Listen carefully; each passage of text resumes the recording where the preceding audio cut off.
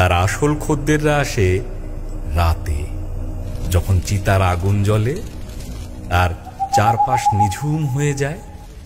এই দেখুন, আজও তার খরিদ্দার হাজির, একজন লম্বা ছায়ামূর্তি পেতনি। তার নাম ছায়ামাসি, আর তার পাশেই বসে আছে বিশাল মুন্ডহীন ভূত কবন্ধ। কি গন্ধ তোর ঘুগনির ভোলা! এই গন্ধটা না পেলে তো আমাদের আত্মার শান্তিই হয় না। মনে হয় যেন মরণের সব কষ্ট দূর হয়ে গেল।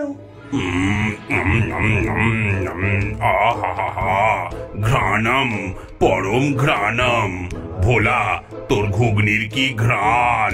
আমার নাসিকা না থাকলেও সর্বাঙ্গে আমি এই ঘুগনির ঘ্রাণ অনুভব করছি। আরো আরো এক বাটি দে।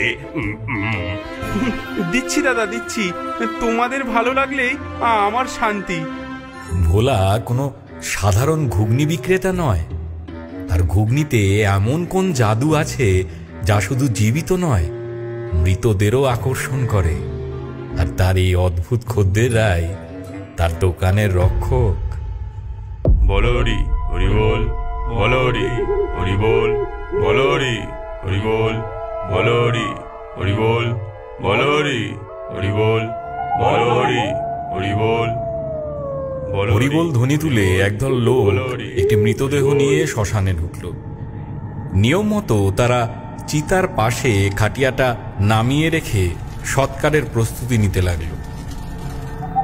ঠিক তখনই ভোলার দোকান থেকে এক ঝলক সুন্দর ঘুগনির গন্ধ হাওয়ায় ভেসে এলো।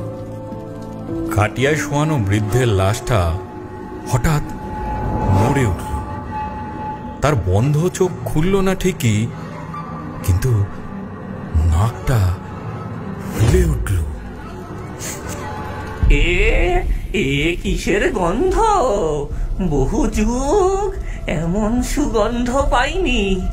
খিদে, বড্ড খিদে পেয়েছে। পরের মুহূর্তে এক ভয়ঙ্কর অথচ অদ্ভুত একটা ঘটনা ঘটল। বৃদ্ধের লাশ ধর্মড়িয়ে উঠে বসলো এবং টলতে টলতে ভোলার দোকানের দিকে হাঁটতে শুরু করলো। দাদু, দাদু তো উঠে পড়েছে!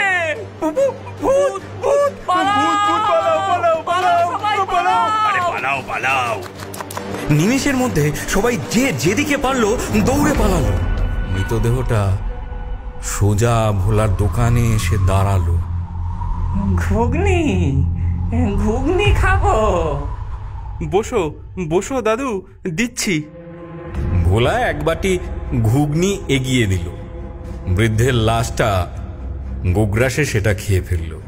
তারপর তার জামার পকেট থেকে বহু পুরনো একটা আধুলি বের করে ভোলার হাতে দিল। পয়সাটা হাতে দিতেই তার শরীরটা শান্ত হয়ে গেল এবং আত্মাটা একটা অপার্থিব আলো হয়ে আকাশে মিলিয়ে গেল।